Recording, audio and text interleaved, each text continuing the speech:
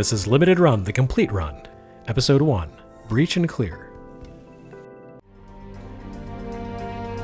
Stay sharp, moving.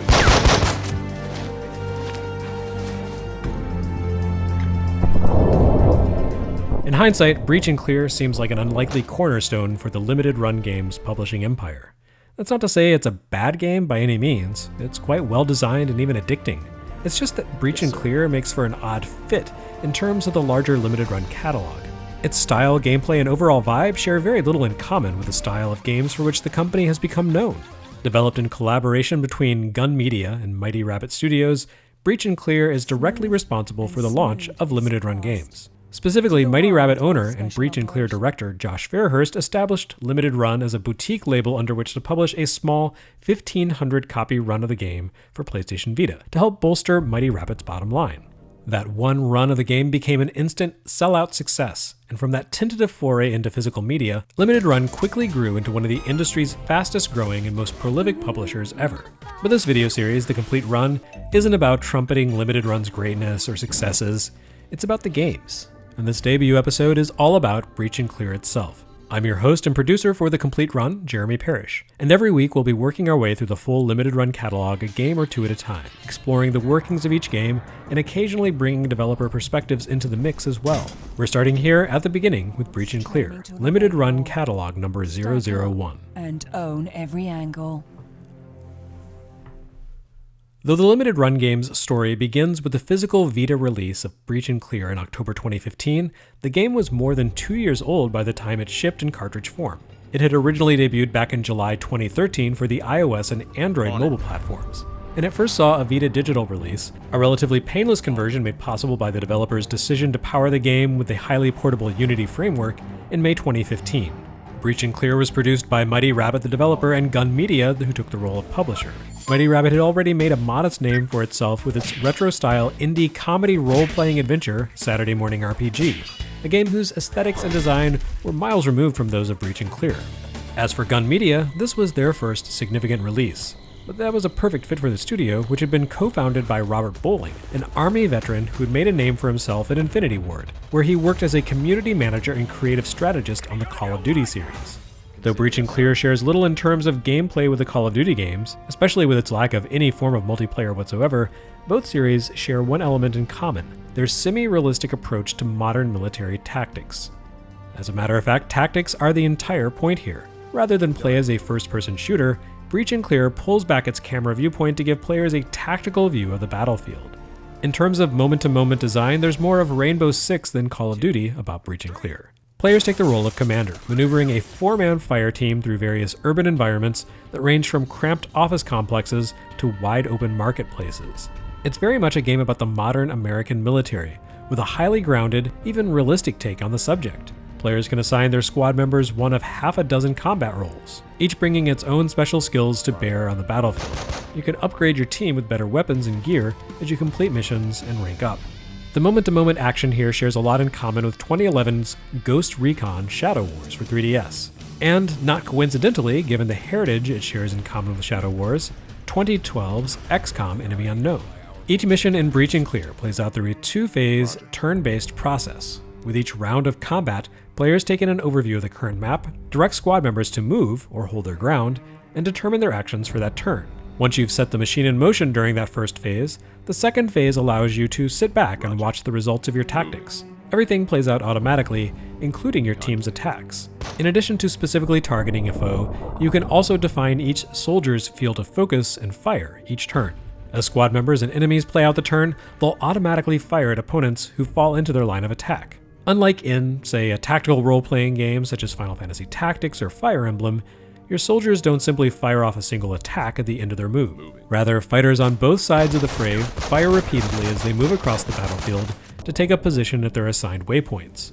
A blind spray of fire will typically do trivial chip damage to targets, but it is possible for a combatant to get lucky and slip behind an opponent's cone of fire to score multiple direct hits in a single turn, something that's very satisfying when it's an enemy going down in a hail of bullets, and much less satisfying when the bad guys get the drop on you. Each action phase represents just a few seconds of real time, and a lot of factors come into play during those brief sequences. A soldier's combat capabilities are largely determined by a handful of stats, including accuracy, speed, and evasion. Speed dictates the distance in which they can move in a given round of combat, while accuracy and evasion determine their likelihood to hit a target and avoid retaliatory damage in return. As your squad members level up, you can invest skill points to boost their statistics and improve their performance in battle. Raw character stats aren't the end-all and be-all for your team, though. Buying and equipping new gear allows you to further customize a soldier's capabilities, often with trade-offs. A heavy tactical vest will greatly improve a fighter's health and durability, but the encumbrance of its weight will decrease their mobility. Further trade-offs emerge in the moment-to-moment play as well.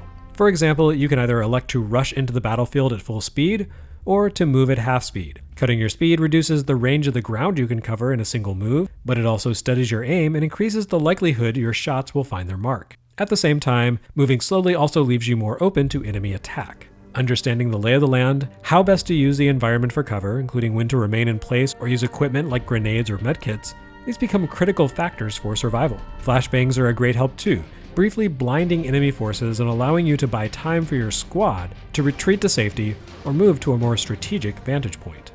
While Breach and Clear doesn't make use of a traditional fog of war mechanic, situational blindness does exist here due to obstructions like doors and barriers. Your squad can only track enemies present in the same exposed contiguous spaces. Opposing forces hidden inside a sealed up room won't appear on your combat overview until they emerge or you break down the door.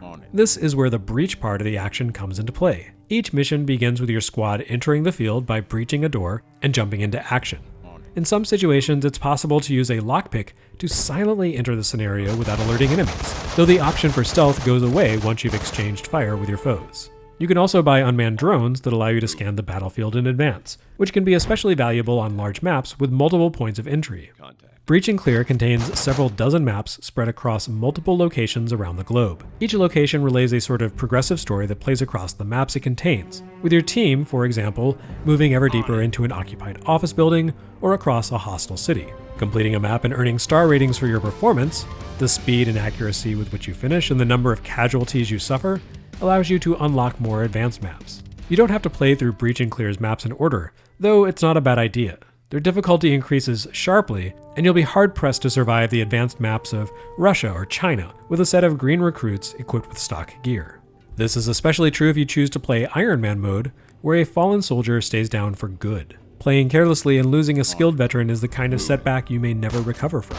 In addition to the standard Breach and Clear format, you can also revisit each map in two other modes. The first is a bomb disposal mode in which you race the clock to disarm explosives, with each phase of combat deducting 5 seconds from your hard deadline. Rather than clearing out enemies here, your goal is more about infiltration, scouting, and defense. In addition to surviving waves of soldiers, you also need to locate a bomb and assign a squad member to defuse it. The task of bomb disposal requires that soldiers' complete attention, which leaves them defenseless, meaning the remainder of your squad needs to cover them from the opposing army. Meanwhile, the escape mode is essentially standard mode in reverse. Rather than fighting your way into an enemy stronghold and wiping out the army inside, you're fighting your way out of the stronghold before the army inside wipes you out. Taking out hostiles is much less important here than simply navigating your way to the exit as quickly and safely as possible. Your battlefields range from cramped offices to wide open spaces such as marketplaces and cargo ship decks.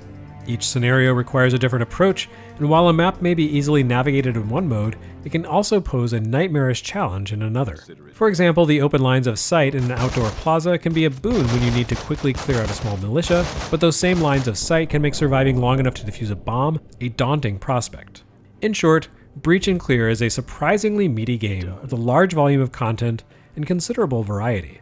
About all it's missing really is a multiplayer mode, and maybe a sense of whimsy. Again, the serious military pseudo-realism of Breach and Clear feels strongly at odds with the vibrant indie games and retro reissues limited run games would go on to be known for. It's a sober, straightforward slice of modern-era combat theater. But even if it offers little hint of the kinds of games that limited run would celebrate, its business model, catering to collectors by bringing digital-only releases into a limited physical form, would prove to be downright canny.